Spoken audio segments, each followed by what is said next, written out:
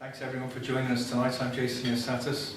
Tonight we've got an amazing speaker joining us, a woman I admire so much, Liz Watson.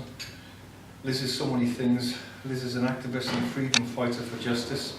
Liz is going to talk about the new frauds in the courts.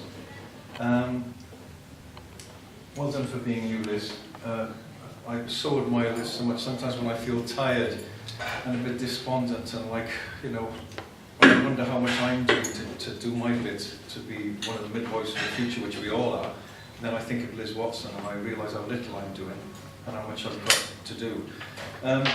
We can no longer leave it to others, in my opinion, like Liz, great agents for change. I think now is the time for so many people to come together and be the midwives for the future, which we all are. And because there's people coming up behind us who are relying on everyone here on the planet now to change the system, which is clearly not working. The number of people on tranquilizers committing suicide, it's endemic now. It's ubiquitous. So many people are in despair. Food banks, and there's so many people being violated and treated badly through the courts, and it's wrong. And it's got to change. We can no longer just keep being victims of victims and continue the way we are. And thanks to people like Liz Watson, that is changing. And Liz, I want to say thank you so much, because you're just so brave to keep talking whatever they say and do. Liz keeps telling the truth, and that's what we must do now, everybody. Just keep shining the light of truth. And I'll say one more thing before I close and introduce Liz. Is that I think we're in a very exciting time where years ago injustices and things would be done that were wrong, and then there was a molasses slowness, time lag gap between when the truth would catch up with that, or the spotlight of truth shine on that. Now that molasses slowness gap is closing, isn't it, Liz? Definitely. Yeah, it's like something's done bad, and the spotlight whoosh is on it really quickly, and that's very exciting. So not so much can be gotten away with anymore. So, without further ado, Liz Watson, thank you so much for joining us tonight. Thanks for being here. Thank you very much. Thank you, Jason.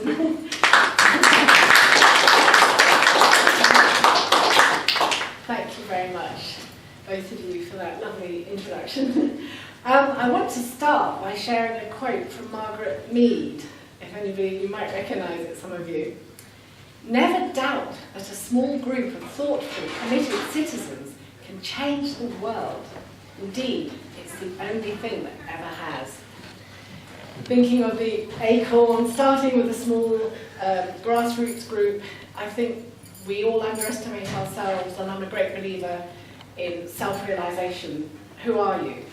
And connecting with your higher self, your inner power, your God-given power, your sovereignty. And I just want to share for the purpose of being helpful, because there's no point talking about the problem. Not everybody realises the scale of the corruption in Britain, but it's institutionalised fraud running our courts, which have been infiltrated and seemingly taken over. And the latest gambit that seems to be doing the rounds is High Court judges and district judges are actually creating fake claim numbers. And how do I define fake? Claim numbers that they've plucked from thin air, a bit like the banks are doing with bank accounts. Fake accounts. Telephone numbers, just make up a number, make up a sort code, create a lookalike bank statement. I've got a few of those. And they set up these fake bank accounts in your name, and now the courts and judges, we have hard evidence, have set up false claim numbers without any due process of law. What's due process of law? Certificate of service, they have to serve. What are you claiming? Who is claiming against you?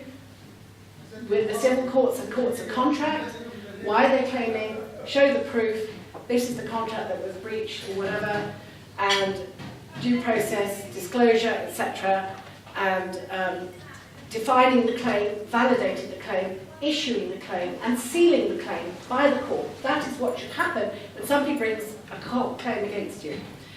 What I didn't even realise myself until 2014, September 2014, I'd had this paper come through the post from Evershed solicitors in 2008, November 08, 10 years ago, and basically it was claiming possession of my house.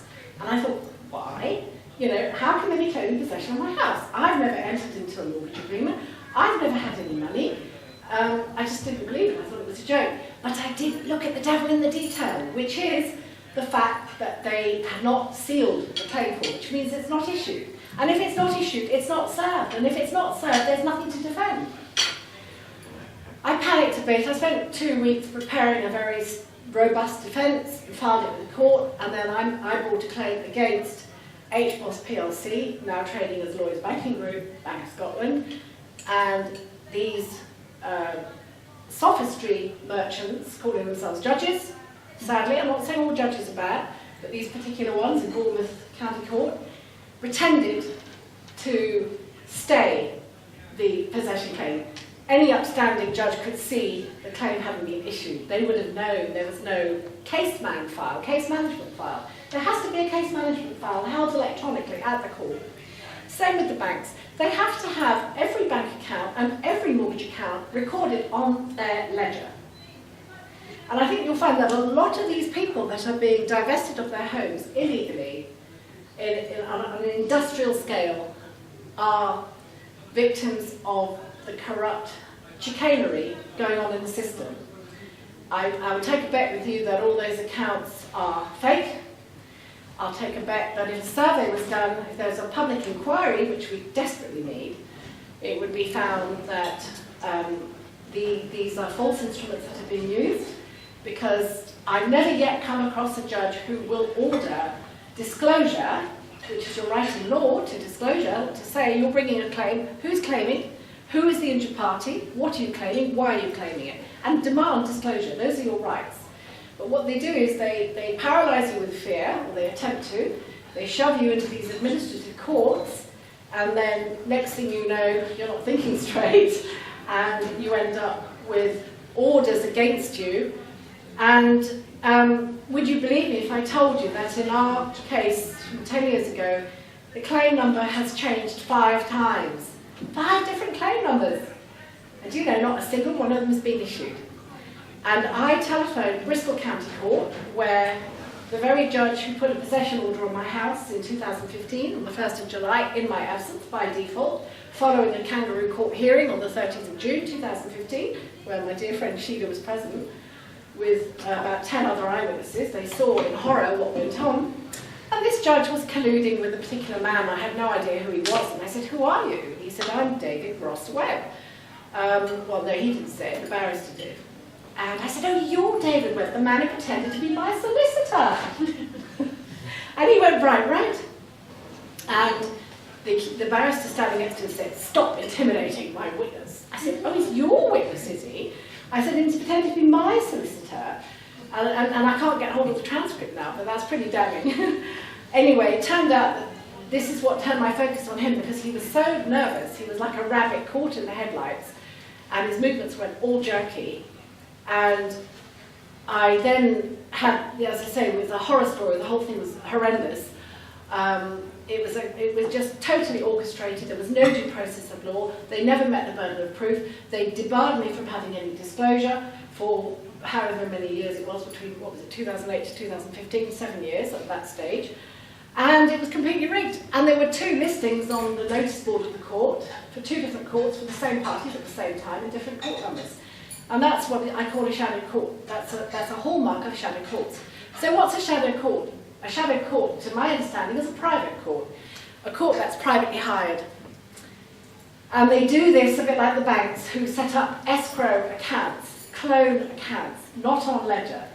And they run ultra vires of the system. And ultra vires means outside the system, outside the laws, outside the protection of the law. And if you think about it, fraud, if an account is fake, the debt can't be registered. It can't be a registered debt. And yet, here am I now, told that I'm bankrupt. Not only bankrupt, but that I've got a possession order on my house, and I have these accountants called KPMG snapping at my heels, telling me, "Hand over your estate," over my dead body. I send everything straight back to them, because I will not create joinder with criminals. We've never had a penny. we've never had a penny from a bank, and I rang up Bristol Court actually 2 days ago, and I said, you know, this is all about, because they're now trying to put a civil restraining order on me, which means they threaten you with prison if you are seen to be departing from the ECRO, as they call it. But the fact is, it's on a claim I don't recognise. The claim's never been served. It's never been particularised. How can somebody put a claim on you and say, you know, for what? This is what they're doing. This is what judges are doing. You know, Elizabeth Trust, who was appointing this particular judge who's done it last January. And I said to them, what are you doing? Why have you put this ECRO on me on a claim I know nothing about? What is this claim for? It's to do with a previous claim. I said, what claim? There's 5 numbers here. So I started trying it. He said, no, it's not that one. No, it's not that one. No, it's not that one. I said, well, which one is it? And then eventually we got to the one they said it was. And I'd already been through that in 2014 before a higher circuit judge who'd said to me, he was shaking like a leaf. He ran out of the courtroom and he came back with all these boxes of files and went through the boxes and couldn't find a single sealed copy anywhere. Civil Procedure Rule 2.6 says every court order to be validated must be sealed by the court. It must bear the seal of the court. I looked up the role of the Lord Chancellor. It says he's the keeper of the Great Seal. I'm going to look into that because I don't know what the Great Seal means. It sounds a bit like a Harry Potter movie to me. But, you know, what is the Great Seal? How is it these fake seals are going on, or no seal is going on so-called court orders? What is happening is they're running administrative courts and they're flagellating us through a very corrupted system with no due process. They're denying us due process. I effectively can't defend it because I don't know what they're claiming. How can I defend it? They won't give me disclosure, they haven't shown me a contract to enforce, and they still do as they please. So I thought, this is going to stop. I'm going to go public. I wrote to the Lord Chancellor. I asked him for a meeting with PCC Anthony Stansfeld, Police Crime Commissioner Anthony Stansfeld, who is my hero. Do look him up on International Tribunal for Natural Justice, ITNJ, Sacha Stone. Yeah. He set up ITNJ. It is remarkable. He gave a compelling speech mid-April 2018. And he talks about the scale of the problem. He said over £200 billion a year is being squirreled out of the UK economy, not talked about, into slush funds in the BVI and beyond. And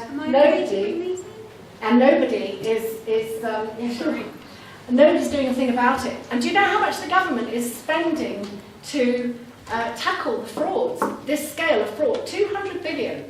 Anyone? Anyone hazard a guess? £50.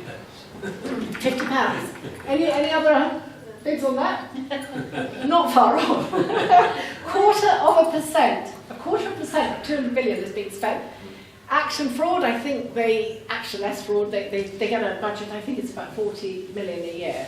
But the conviction rate is something like 2%. It's like, you know, what about continuing professional development? What about, you know, improving the results that they're getting? You know, it's not happening, folks. Serious Fraud Office have got a slightly higher budget, but the convictions aren't happening. So then there's something else going on. There's an agenda out there. I've written some satirical poems. I'd quite like to, if you're interested, I'll share the reprise, which is the summary of the first ones, and I might read the other ones later. But it's a tribute to the two Michaels, Michael Obenicia and Michael O'Deara, who have created the Great British Mortgage Swindle, which has just come out. In fact, it's coming out, I think, on the 10th of December, and will be available on Amazon. So do buy a copy. They're selling out fast. They started it in 2015, grassroots movement, and they started filming on their mobile phones the genocidal torture and terrorism of people being chased out of their homes and thrown on the street with no valid paperwork. Horror story. It's like when people talk to me about the government squirreling huge billions offshore for foreign aid, charities. Charity begins at home. And I want to talk about the solution as I see it, a possible solution that if a few good men and women can unite in a vision and with a plan, and I think what I want to share with you, I will cover it in a minute, is the Sovereign Property Alliance. Our sovereign rights, our property rights. Everybody has a right to own property. Everybody has a right to family life. Everybody has a right to having children. These are our basic rights. We don't need any charter to tell us. The Magna Carta told us that a long, long time ago, and it could never be revoked. But I think somehow the politicians think that they can sidestep the Magna Carta. And it says no man shall be dispossessed of his home. There is actually no law in England that allows a mortgagee to take a property from a mortgagor.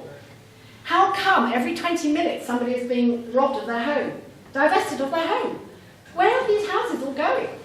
I think Andy Verity did a tweet in January this year saying 23,000 properties from the UK have ended up in the British Virgin Islands.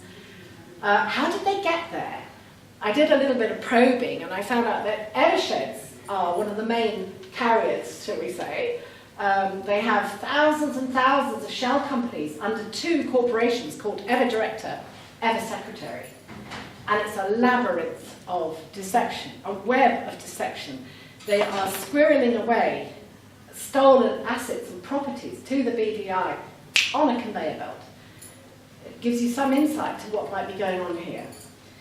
Money is not being accounted for out of the economy. They don't talk about it. Our media seems to be pretty much controlled. I think the people that are pulling the strings at the top brought up a lot of the publishing houses in the 1930s.